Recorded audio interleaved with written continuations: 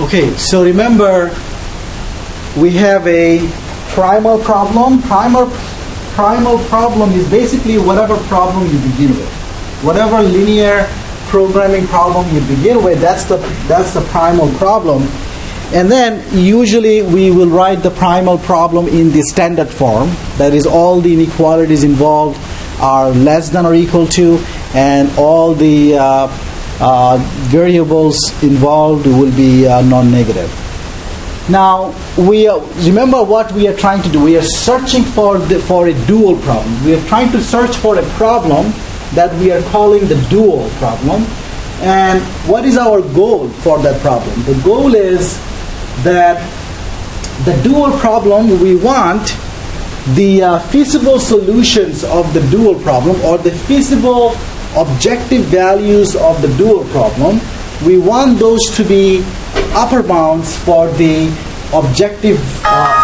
feasible objective values of the primal problem. So we want a linear programming problem such that every feasible objective value of the dual problem is an upper bound for the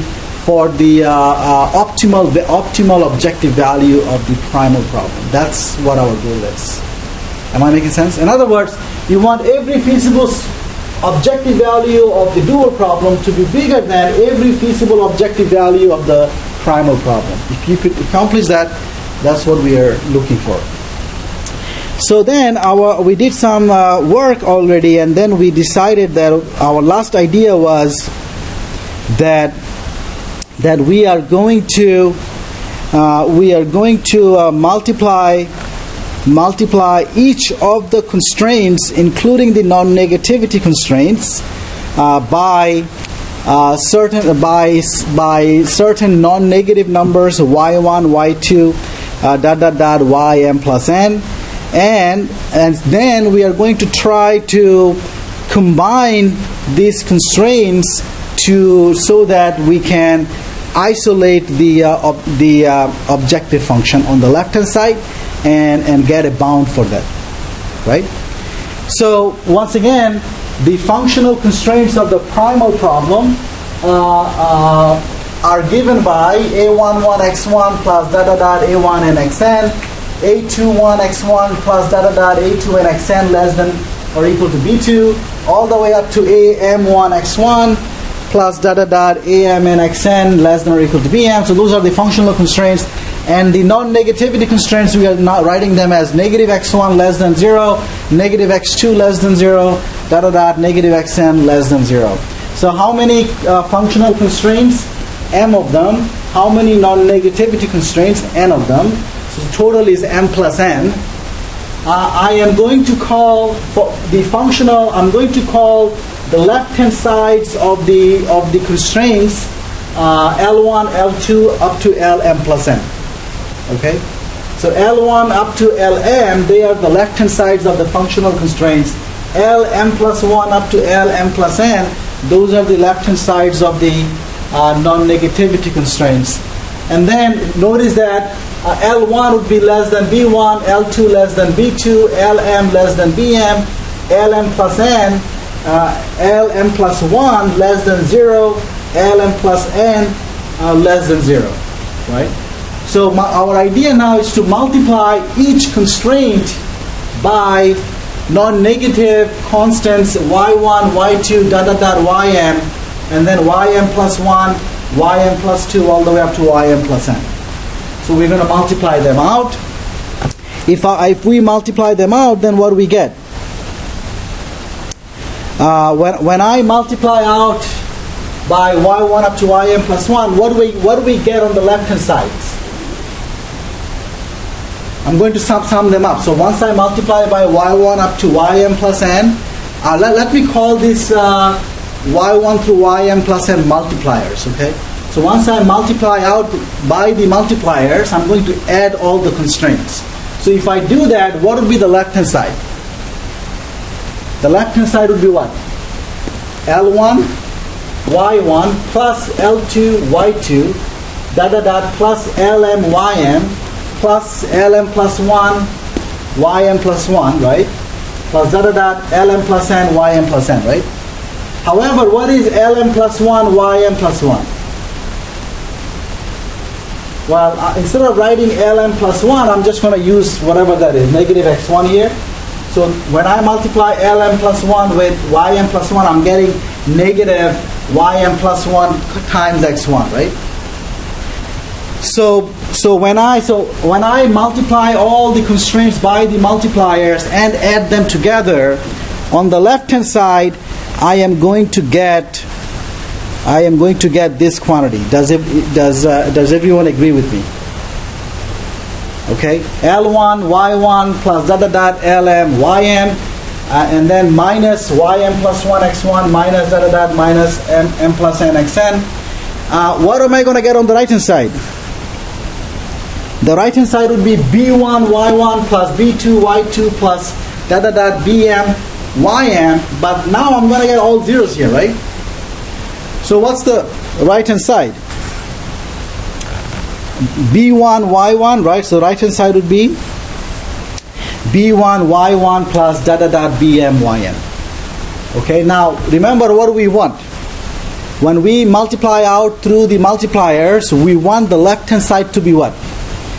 We want the left hand side to be the objective function of the primal problem, right?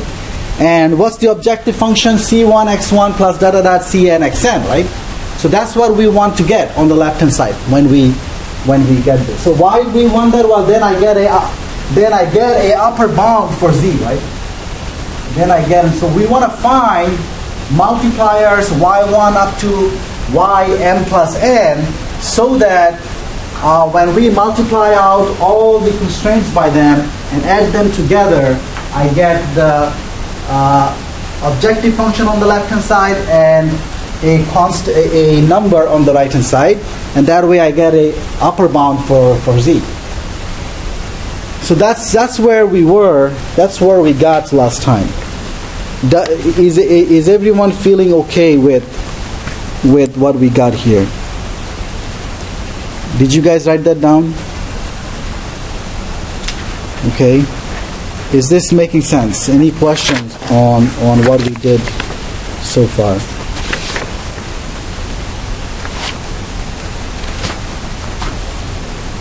Is everybody okay with that? Okay, so now let's do some more work here. So let's expand out the left hand side that I got. That is, I am looking at this line. I want to expand it more and see what that is. Is that making sense? I want to explicitly write what that is. So let me just say that, let's go up here. We are multiplying, so I'm going to write out what L1 is, okay? So what is L1? L1 is this A11 X1 up to A1 and Xn, right? So let's multiply, let's write that out, and you're multiplying that by Y1, right? So let's see what you get. What are you going to get? If you have it, go ahead and tell me what that is. We have A11 will be multiplied by Y1 times X1, right? Plus, what's the second number there in the first constraint? A12 multiplied by Y1 times X2, right? Plus dot dot dot plus A1n Y1 times Xn, right? Less than or equal to B1 times Y1, right? I'm multiplying them by multiplying the first constraint by Y1, right? So that's what I'm going to be getting. Now the second row would be what? A21. And now what am I multiplying with? What multiplier? Right now I multiply with which multiplier? Y2, right? The second constraint is multiplied by Y2. So I'm going to get this. A21 Y2 X2 plus dot dot dot plus A2n what is that going to be? Y2 times xn less than or equal to b2 y2, right? Am I right? Okay, so let's say dot dot dot. What would be the last row? Last row is am1. Last row is multiplied by which multiplier? Which multiplier? Y. What subscript? Y with what subscript? M, right? And then x1 plus am2 ym x2 plus dot dot dot plus amn ym xn less than or equal to bm ym. Okay, so those are the functional constraints, and then I have the non-negativity constraints. Non-negativity constraint, remember you have a negative x1, right? So negative x1 will be multiplied by what? Y m plus 1, right? Times x1, and that's less than or equal to 0. And then you're going to have negative ym plus 2 times x2. That will be less than or equal to 0. Dot dot dot minus y m plus n times xn less than or equal to 0 as well. Let's see if that's okay with you. So once I multiply out all the constraints by the multipliers, this is what I get, right? You guys agree with that? Now what am I going to do? I'm going to add all of them up, right? When I add them all up, what do I want? I want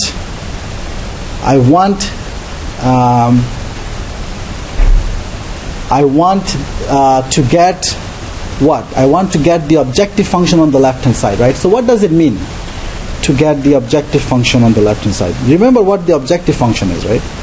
The objective function is what? C1 x1 plus dot dot dot Cn xn, right? So can someone tell me what do I want when I multiply out, when I add all these constraints after multiplying by the multipliers? When I add them up, what do I want? I want the left hand side to be the objective function. So in order to get there, what would I want? So when you add all these constraints, right? When you add all the constraints here, what's the coefficient of x1 when you add them up? When you add all the constraints on the left hand side, what would be the coefficient of x1? Do you see that? What is it? Just negative 1? What's the coefficient of x1? Well, how many x1 do you have? How many x1 do you have? How many terms involving x1? M plus 1, right? So what would be the coefficient of x1? What would be the coefficient of x1? Go ahead.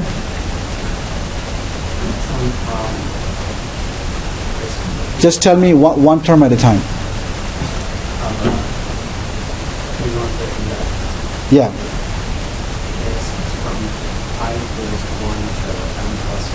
Actually, don't use the summation notation. Just tell me explicitly.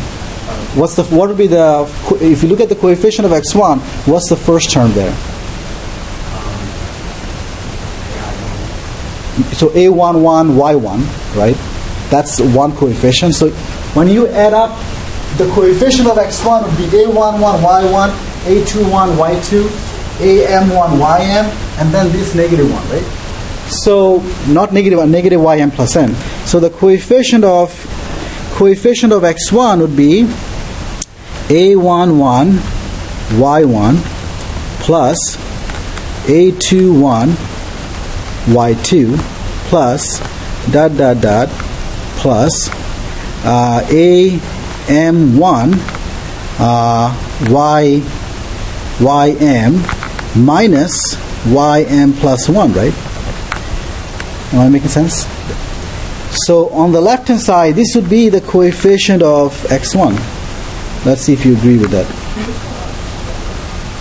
Go up a little bit, yeah. So I'm looking at the coefficients of x1. From the first constraint, I get A11 Y1. From the second one, A21 Y2. In the last one, AM1 YM, and then negative YM plus 1. That's the coefficient of x1. Is that okay? And then, what would be the coefficient of x2? Can you guess now? What's the coefficient of x2? Well, the coefficient of x2 would be what? I have A12 Y1, right? I have A12 Y1, A21 Y2, dot dot dot, AM2 YM, and then negative YM plus 2. So I'm going to get what did I say? A12 Y1 plus A22 Y2 plus dot dot dot. It'll be AM2 YM minus YM plus 2. Right? Okay. Then dot dot dot. Let's figure out what would be the coefficient of what? Xn, right? What would be the coefficient of Xn? What's the coefficient of Xn? It will be what? A1n times y1 plus A2n times y2 plus dot dot dot plus AMN YM minus YM plus N. Right? So this is what I'm going to get on the left hand side if I add up the constraints. And then on the right hand side, what am I getting? This is less than or equal to what? This would be less than or equal to? I want that to be less than or equal to what? What's the right hand side? B1 Y. The right hand side is simple. B1 Y1 plus B2 Y2 plus dot dot dot BM YN, right? Is that okay? Because the rest of them are zeros. So when you add up the right hand sides, so far we got what we get when you add up the left hand sides. When you add up the right hand sides, you get B1 Y1 plus dot dot. Let me say B2 Y2 plus dot dot dot BM YM. Now remember what we wanted. We wanted on the left hand side what? We want the left hand side to be equal to what? The objective function. Okay, what is the objective function?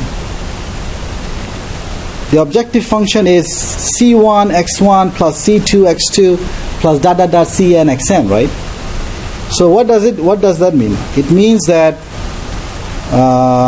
let me box up the left hand side.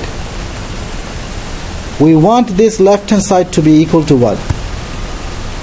We want that left hand side to be equal to what? Z, which is what?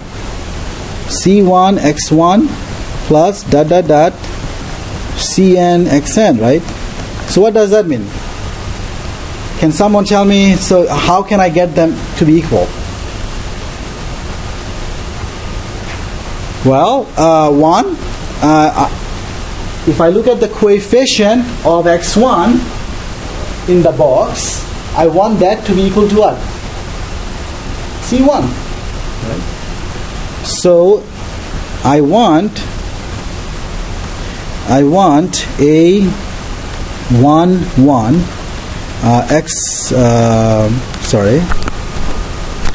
y1 plus a21 y2 plus dot dot dot plus m1 ym minus ym plus 1. I want that to be equal to exactly C1, right? Because I want the z function appearing on the left. So what do I want the coefficient of x to be? X2 to be. The coefficient of x2 in the box, I want that to be C2, right? I want that to be C2. So then I'm going to write what is that? A12 y1 plus A22 y2 plus dot dot dot A m2 ym minus ym plus 2 equals to C2. And then let me say dot dot dot. We want the last one is what? A1 n y1 plus a2n y2 plus dot dot dot plus a m n ym minus ym plus n. We want that to be Cn, right? If we can accomplish that, then we can get what? Then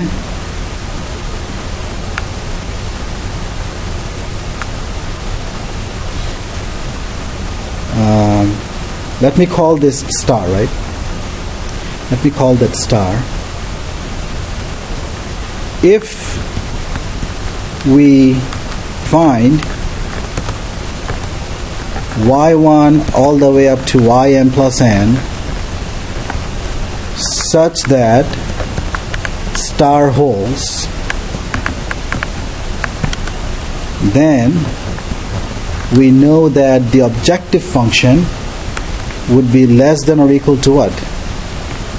Less than or equal to b1 y1 plus dot dot dot bm ym. Is everybody okay with that? If we can find y's like that, multipliers like that, then I can get a upper bound for z. Okay. Now, if you look at the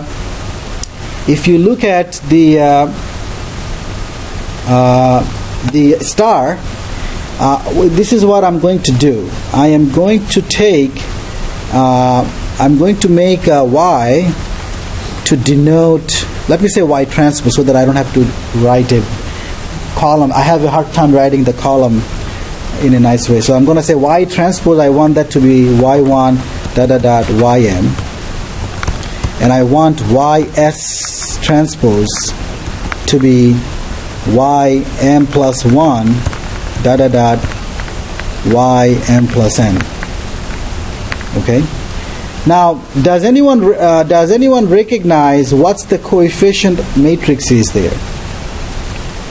If you look at the first m columns, so look at the first m columns of star.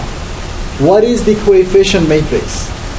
What's the relationship between the coefficient matrix of star and the coefficient matrix of A? A means the coefficient matrix for the primal problem, right? So for the primal problem, we can see the coefficient matrix, right? A11, A1n, AM1 up to AMN, right? That's the. You can write down the coefficient. Go ahead and write down the coefficient matrix. Go ahead and please write that down. Write down the coefficient matrix of the primal problem. I mean the the functional constraints for the primal problem. What is the coefficient matrix? Write that down. What are the rows? So call that A. So let's say A, the coefficient matrix here.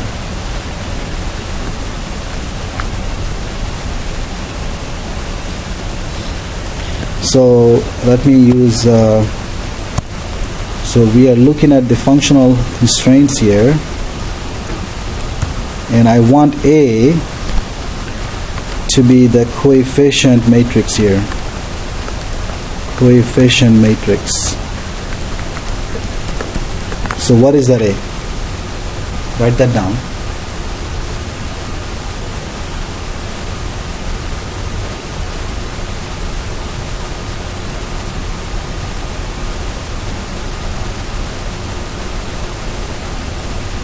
If you have done that, let me know.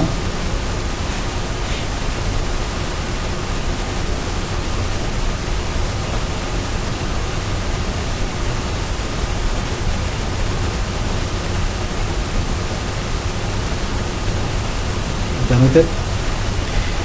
Okay, so once you have that, let's go to what we have now.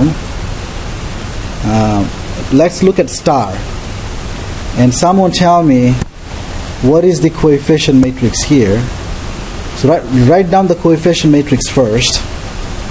So write down the coefficient matrix here, and someone tell me what that is. So what's the coefficient matrix here?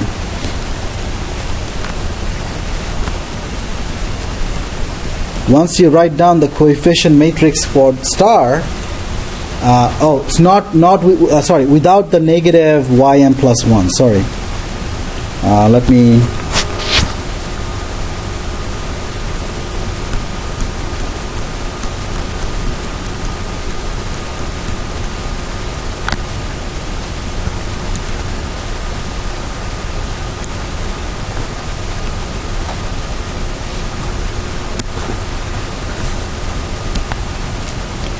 me redraw that. So what I want is this up to ym. So what's the coefficient matrix? So once you write that down, do you see what's the relationship with the matrix A? The coefficient matrix for star, what does it have to do with the matrix A, the coefficient matrix of the primal problem?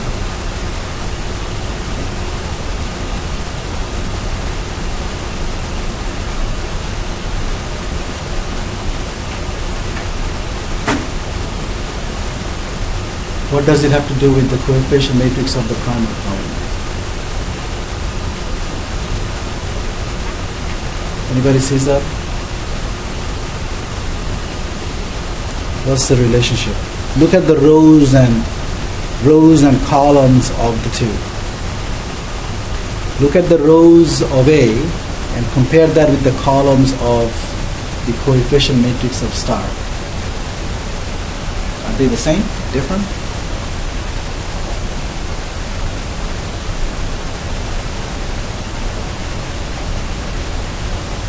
Anyone? What do you have there? Did you write down the coefficient matrix for star? Okay, look at the rows of A and look at the columns of the coefficient matrix of star. Are they the same? Are they the same? Okay, let me go back to A. The coefficient matrix A here of the primal problem. What is the row? Row is A11, A12, A13, A1n, right? That's the first row. A11, A12, A13, A1n. What's the first column here? Is it the same? It's the same, right? What do you call that?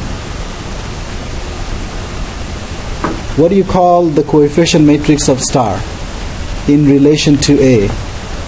What is it called? Is there a name for it? Transpose. This coefficient matrix would be the transpose of A. Right? Transpose of A means, what is A transpose? When you switch the columns and rows, right? That's how you get the transpose, right? So my point is then I'm going to write this star in matrix notation. So if I write it in matrix notation, what am I getting?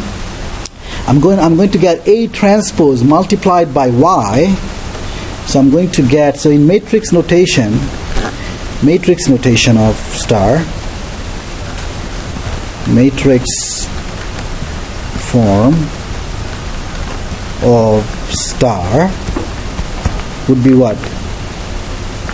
A transpose times Y. Remember, Y is Y1 up to Yn minus Ys is equal to the vector C, where C is C1 through Cn. Right? C1 through Cn. So that's what I get. Right? And what are we saying?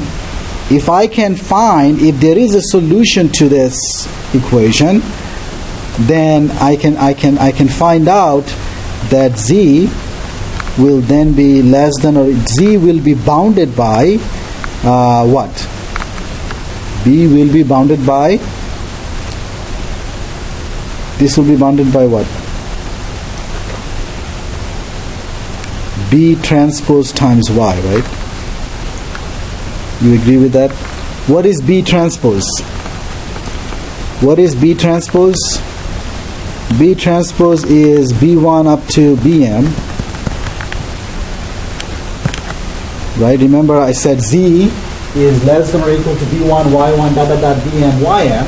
So I can express that in terms of matrix multiplication, you're multiplying the vector Y with B transpose. Right? Does that make sense? This is like the dot product, right? So I can write Z is going to be bounded by B transpose Y. Now notice what Y is, right? Sorry, what is B is? B is, if you look at the primal problem, where is B coming from? B is the right hand side of the functional constraints. And what is C? C is coming from the coefficients of the objective function. C is the coefficients of the objective functions, right? So notice then, I am almost done here. I'm going to get a dual problem. So what's the dual problem? The dual problem. The dual problem would be the objective function in the dual problem. I'm going to call that W, and I'm going to say this is B transpose Y. Remember, Y is Y1 up to Ym. And then I'm going to take subject to what? So this is the objective function, subject to what constraints? Well, A transpose Y minus Ys equals to C. So I am taking W to be B transpose Y and then subject to that. That's the dual problem. Do you agree? Why? Because if I have a feasible solution of the dual problem and I have a feasible objective value for W, then W would be an upper bound for the Z, the original Z function, original objective function. Am I making sense? That's what we showed about. That the original Z, the objective function, is less than B transpose Y, and I'm calling that W. I'm calling this guy W, right? And so is it clear to you that if I have a feasible objective value of the dual problem, it's got to be bigger than any feasible objective value of the original primal problem. Okay, so that's what we wanted to accomplish. We wanted to find a problem such that any feasible objective value of the dual problem would be larger than any feasible objective value of the primal problem, and that's the problem. That's the dual problem. Now I'm going to rewrite the dual problem in a little bit differently. Let me go back to my blue color again. So instead of writing this for the dual problem, we are going to write W to be B transpose Y, and we are, instead of writing A transpose Y minus Ys, You see, I can think of A transpose Y minus YS. I can think of Y1 through, sorry, let me go back to this boxed, let me go back to star. If you look at the star, doesn't it look like I have decision variables Y1 up to Yn and Ym plus 1 up to Ym plus n? Those are select variables. So instead of we're going to rewrite well, the one change here is that usually we write plus for the select variables. Here I have negative. So what does that mean? So notice that C1 is equal to whatever you have in the box minus Ym plus 1, right? So can I say that then C1 is bigger than what I have in the box, row by row? Is that making sense? Can I say that C1 is bigger than A11, Y1, AM1, Yn? Can I say that? Because what is C1? C1 is whatever quantity I have in the box minus Yn plus 1. So you're subtracting something positive or non-negative. So C1 is something bigger than what I have in the box, right? So that means I can say this is A transpose subject to A transpose Y larger than or equal to C. So this is my dual problem. That's my dual problem. Oh, one thing I forgot here was to write the fact that Y, Ys, they are non-negative. So Y, Ys, remember they were non-negative. So okay, so I obtained my dual problem. Okay. We are going to prove that this dual problem does satisfy whatever we wanted it to. That is, we want every feasible solution of the dual problem to be larger than the optimal objective value of the primal problem. Okay? And we're going to actually prove a lot more than what I just said. Is everybody clear how I got the dual problem? Everybody's clear? If you understood how the dual problem is achieved, you should have no trouble with the rest of it. I guess this is time to do some examples. So given a primal problem, let's see if we can come up with, if we can write down the dual problem, okay? So let's do a couple of exercises like that. Example. Let's say my primal problem says maximize z negative 2x1 plus 3x2 plus x3, and the constraints that I have are x1 minus x2 plus x3 less than or equal to 10.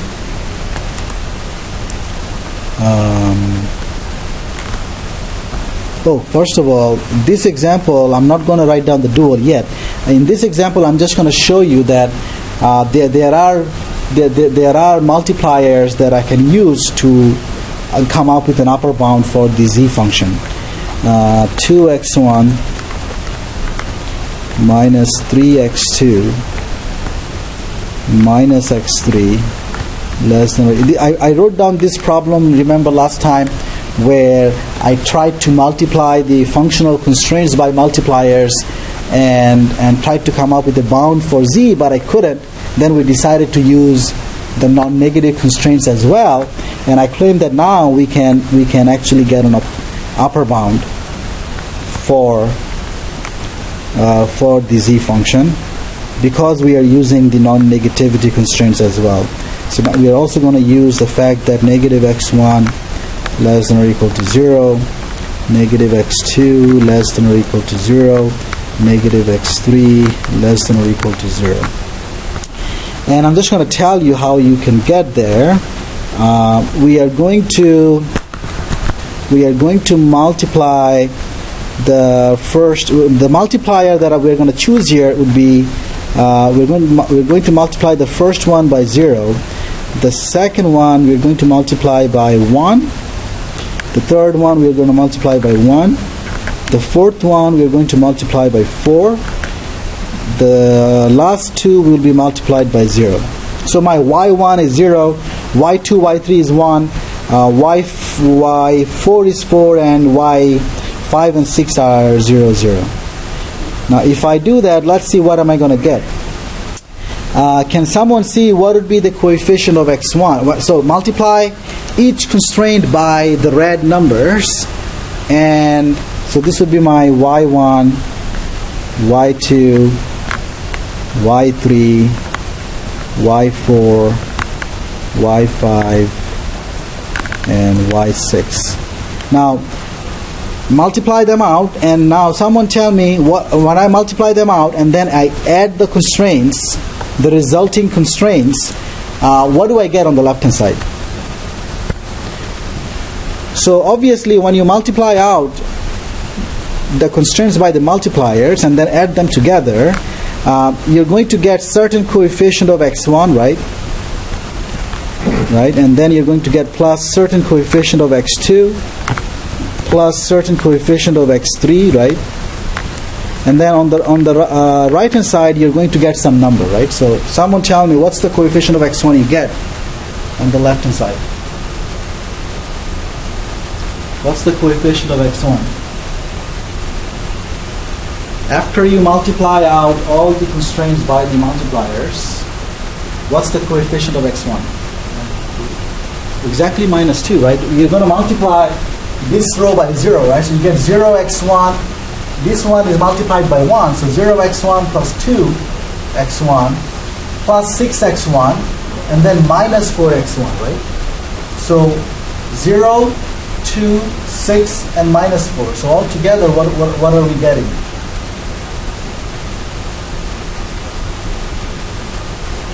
Is everybody okay? Oh, why am I saying 6? That's the coefficient of x2, sorry. What's the coefficient? Let me write that down. What's the coefficient of x1 in the third one? Sorry. That's 0x1, right? So I'm going to multiply the first one by 0, and the next one will be by 1, the third one by 1, the last one by -4. When you add them up, I get -2. Everybody realizes that?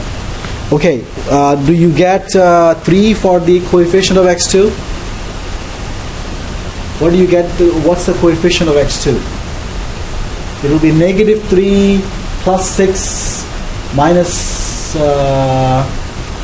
where am I at? -3 plus 6 minus, well, that's multiplied by 0 here, so I don't get anything else. So what is that? 3. And if you look at the coefficient of x3, you're multiplying 0, -1, 2, 0. So -1 and 2 is 1, and that's what you want.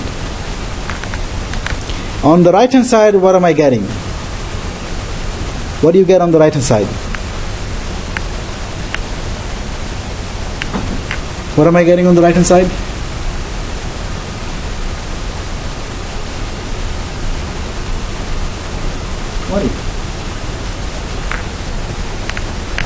Right? You're multiplying 0, 10, 1, 10, 1, 10, 4, 0, 0, 0, 0, 0, right? When you add them up, you get 20. Okay, so you see that once we are using the non-negativity constraints as well, we are getting upper bounds, right? We are getting upper bounds for z. Before, when we tried to do this problem only by using the functional constraints, we couldn't get an upper bound. And we actually showed you cannot get an upper bound, right? So that's that. Now let's look at examples where we have to write down the dual problem. And I am out of time.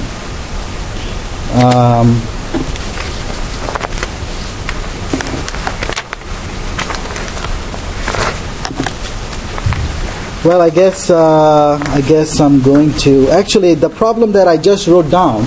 Go ahead and try to write down the dual problem for that problem on your own, and see if you can do that. If you can, then you know how to set up the dual problem.